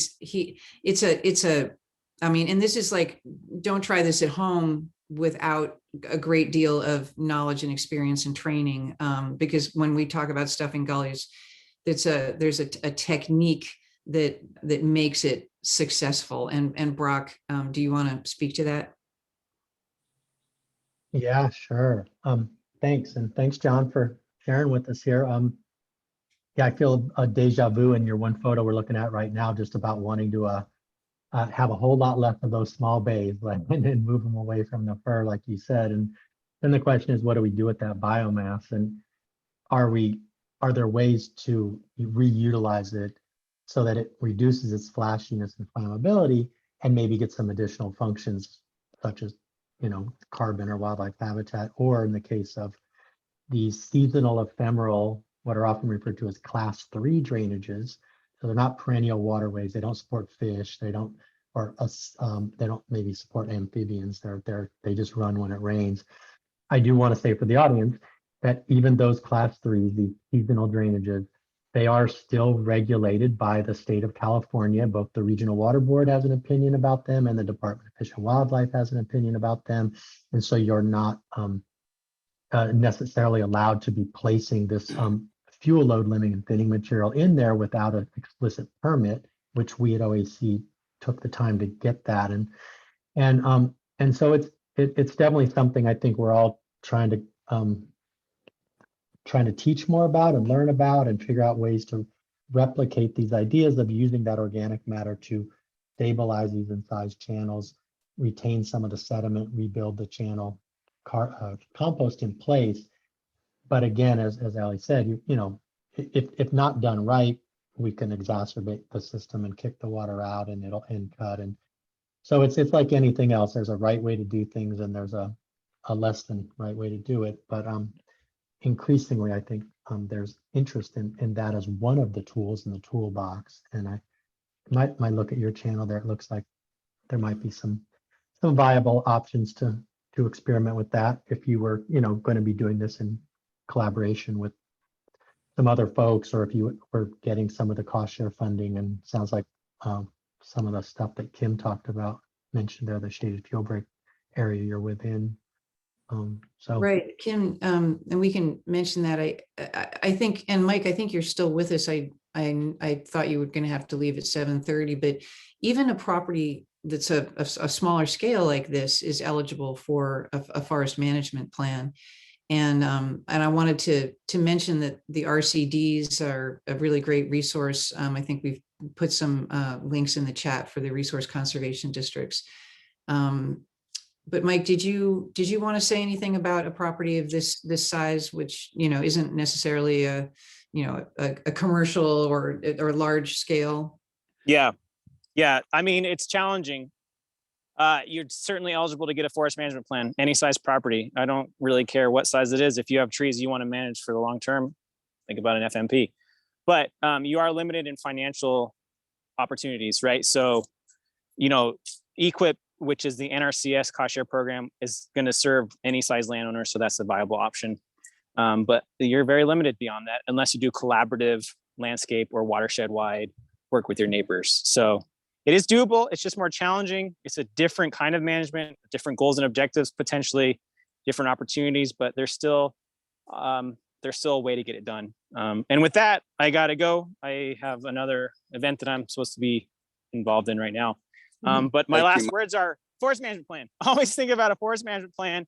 And if you want to steward your forest lands, you need to work with a forester, right? They're required by the state of law, by the law in California, and they are very knowledgeable and will be able to help you understand what it is that you're trying to do and how to get there. Thank you. Thank you, Mike. Thank you. So I'm putting something in the chat about the NRCS EQIP program, if people want to learn about that. And the reason I bring it up is I also have 17 acres, and I never thought that I was a candidate for EQIP cost share, and it turns out that I am. And I have neighbors. I'm on Atascadero Creek as well, so gonna pull myself together with my neighbors and see if we can't get a project going on our property. OAC is, very soon we'll finalize an EQIP grant that we will also have with NRCS. That's also part of a conservation innovation grant, and that supports forest health. So limbing, thinning. They're going to fund us to create one wood rat nest habitat pile per acre. We're also going to make one snag per acre for cavity nesting birds. We're going to be doing contour carbon catchments with that and all of that funding. So there's practices within the Natural Resource Conservation Service, NRCS, EQIP practices. And your local folks out of Pengrove office are happy to support you with that. And the cool thing is that's federal dollars. So for a program like the North Bay Forest Improvement Program through After the Fire with your local DRCD, the Goldridge RCD in your case, those are state funds, and so you can match up the state and federal funds and double up on that to do this innovative forest health work. Yeah, and Brock is bringing up the wood rat nests, and the spotted owls that are behind him. Apparently, there have been spotted owls that have recolonized OAEC because they have actually opened up the forest canopy so that the owls can actually fly through and access their prey, and that prey is wood rats.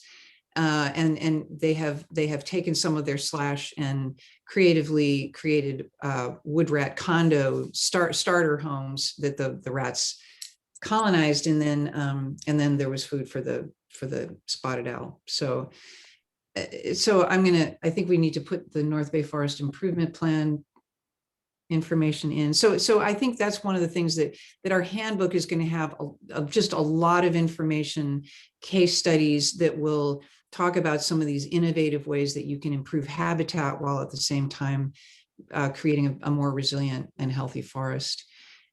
John, do you have any more questions? You have 2 more minutes technically.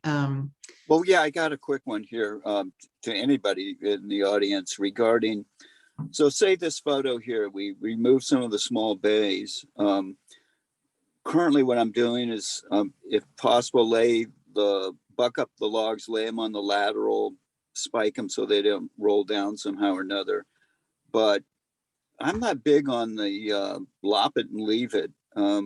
So my practice is to put them in like what would look like a burn pile and then slice and dice it with a chainsaw so that I end up with twigs and then kind of spread that at a low level. Your thoughts of? That sounds great to me. I think the beauty of it is there's a portfolio of ways to treat this, and the slicing and dicing it, the smaller you can make the material and the closer you can get it to ground contact, the faster the biology of the soil food web and the decomposers and the various creepy crawly muncher crunchers in there will convert that into forest leaf litter and duff. Bay thankfully because the powder post beetles especially, Right. my observation is bay, if you get it close to ground contact, it becomes leaf litter and organic matter in the soil pretty quickly. And like you're saying, if you're not wanting to have that flashy fuel too densely laid out on the forest floor, so that if a fire did come through before it began to compost, you wouldn't have exacerbated a hazard on the floor. But yeah, chop and drop it and bunch it. I'm also interested, I think it was a gentleman named Raymond out at the Schoen Farm seminar, showed me and discussed the biochar kiln, kind of a sheet metal looking device. It seemed affordable. It seemed appropriate for me to put one in to bring in some of the smaller logs and stuff for the bay. Yeah, I wanted to actually bring up biochar because there was a question about it. So, John, could you put the Raymond's link in the chat? Yes. The Sonoma Ecology Center has the biochar I initiative. just did it. You did that, okay. And we, the Ecology Center has 5 kilns. Santa Rosa JC has kilns, and they can actually be transported in a truck. And once you learn how to do it, they're not hard to use. I don't know that we'll go into a lot of detail about it, but people can look it up. There's currently, Raymond will currently, what I had a biochar demonstration on my property, and I hired the Sonoma Ecology Center to come out, and we spent 2 days. It was not inexpensive. There's questions about whether local fire safe councils could actually own some of these kilns. I talked to Roberta McIntyre, Fire Safe Sonoma, about the possibility of having one, and lending it out there. I think we have to investigate the potential liability for doing that, but it's possible to actually do your own, what they call conservation burn, where it's not as efficient in creating char, but you have less smoke. So that's another concept that we will be going into with our handbook in more depth, and it deserves its own webinar. I wanted to, and thank you very much, John. I think we need to move on, and each Sure. one of you can reach out to any one of us. I know Mike is available. Brock, Sonoma Ecology Center, we have quite a lot of resources. But I think Kim Batchelder is standing by and may want to speak, mention something from some of the programs that Ag and Open Space has, funding and otherwise. Are you here, Kim?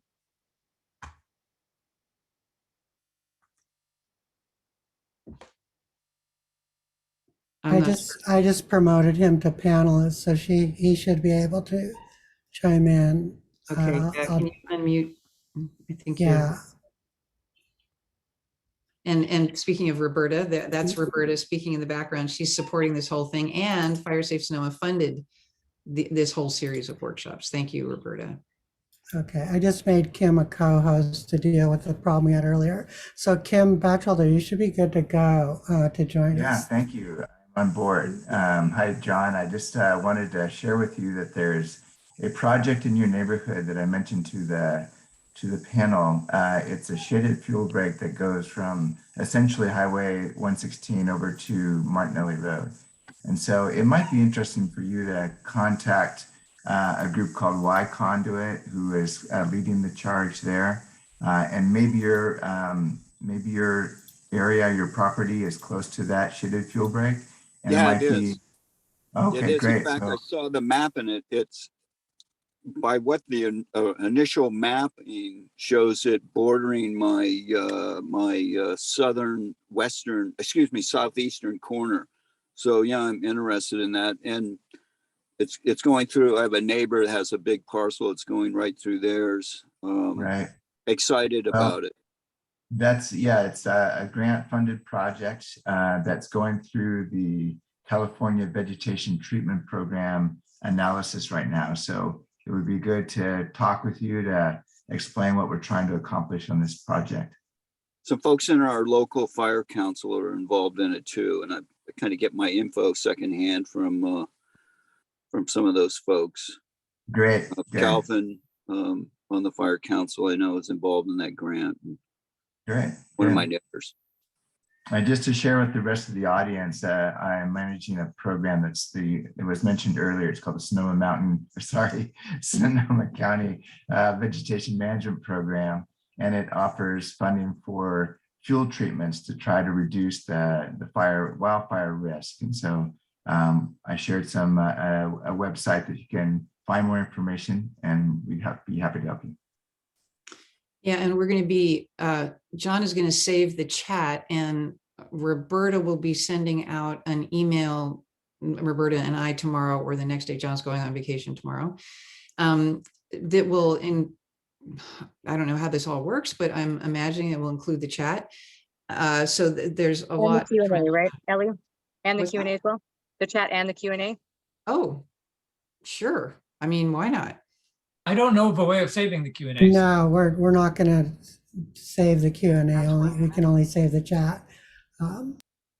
Yeah, okay. So I'm just wondering from others, is there anything in the Q&A that people typed and then, we didn't really have much chance to discuss? I know there was one question about weed eaters, and Brock answered, and I know also that Steve Lundberg has some good information about what types of weed eaters to use if you're going after broom, for instance.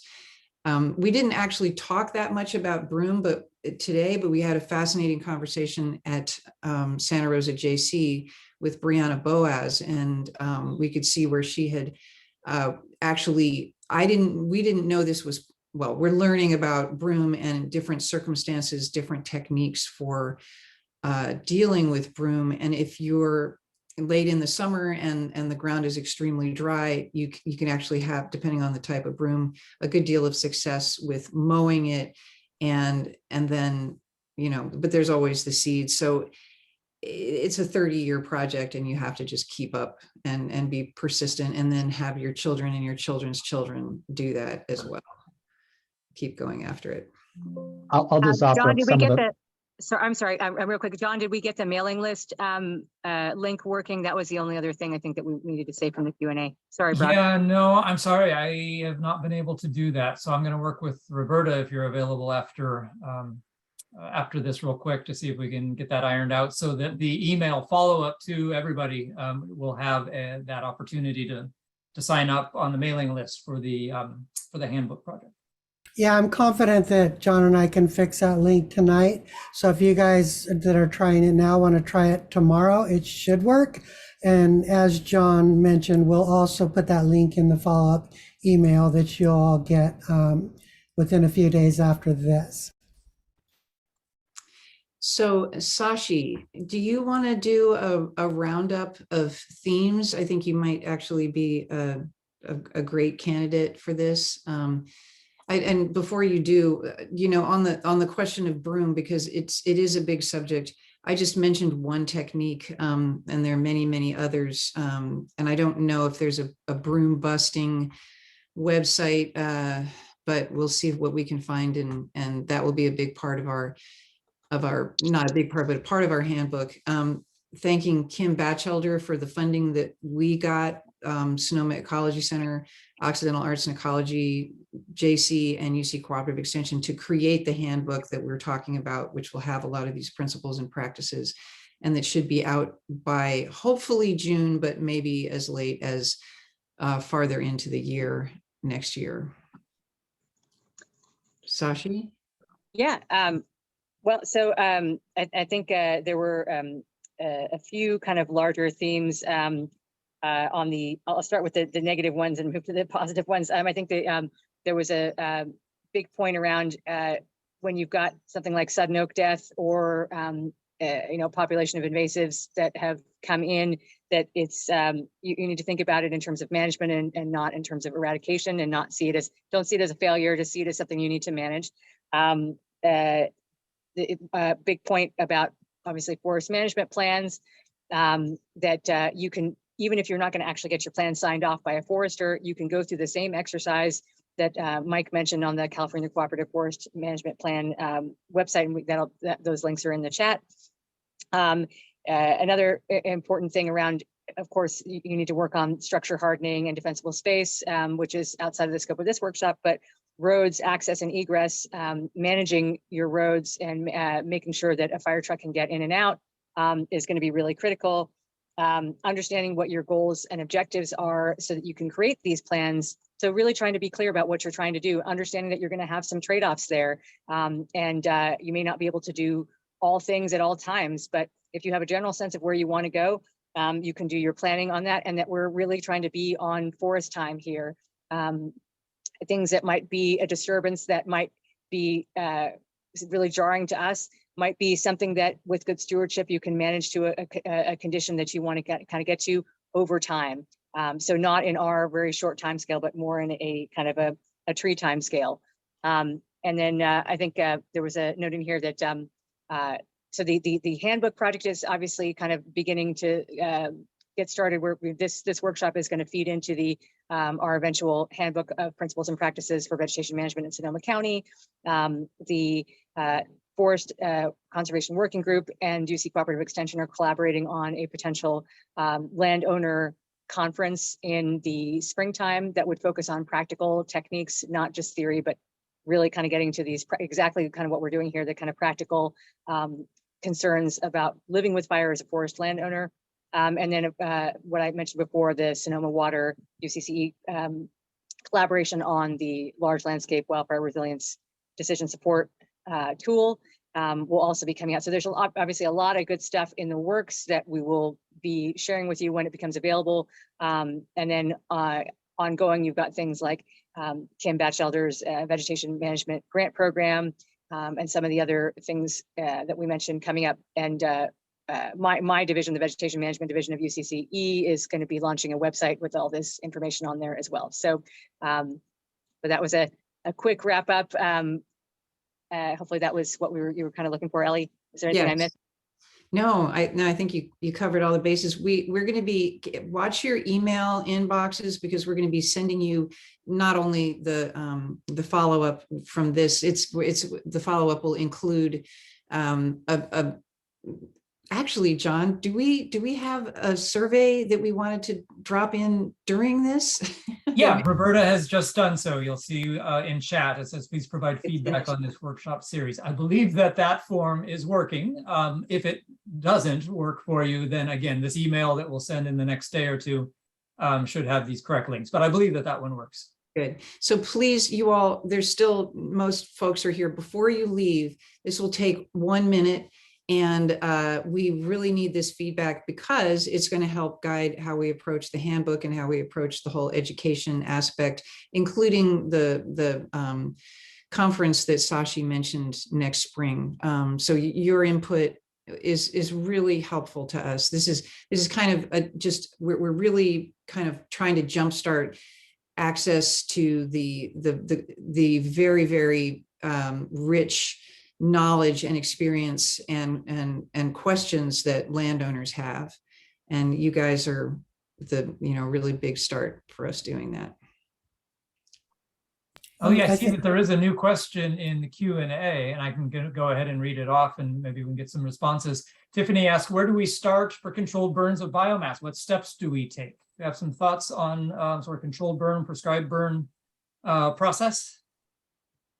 I think also going to the Good Fire Alliance and the Prescribed Burn Association website would be a good place to start.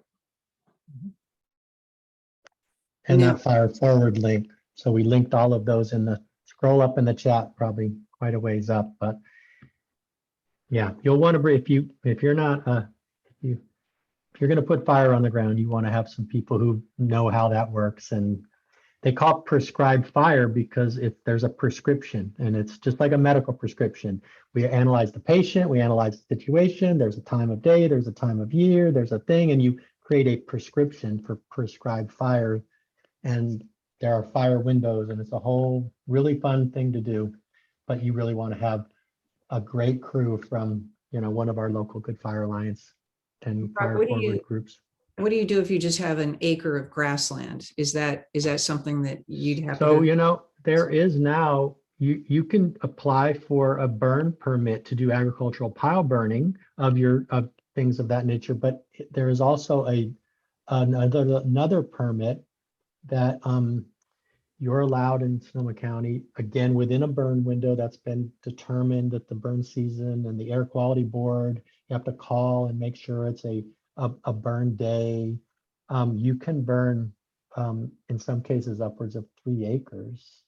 Mhm. But again, if that's not something you've not done before, we wouldn't recommend you do that. But so the air quality board has opinions about this, CAL FIRE, but just reach out to the local Good Fire Alliance and Fire Forward, or any one of us that have been on the call will help you. Yep. Okay, hey, this is amazing, but I think we're wrapping up with a few moments to spare. Any other questions? Put them in the chat. Any other comments from our speakers or our wonderful panel of landowners? Do you all want to unmute yourself and then the last minute say anything that pops into your mind? Really like to hear from you. And thank you very much. Nope. No Well, take. thank you all. It was very informative. Every time, whether the seminars or this, I always glean something new. So appreciate it. All right. I'm putting the Sonoma County Fire District burn permit information in unless somebody got it there ahead of me. Yeah, this was really great. Thank y'all very, very much. It's really great not to be doing it by myself on the land. Thank you.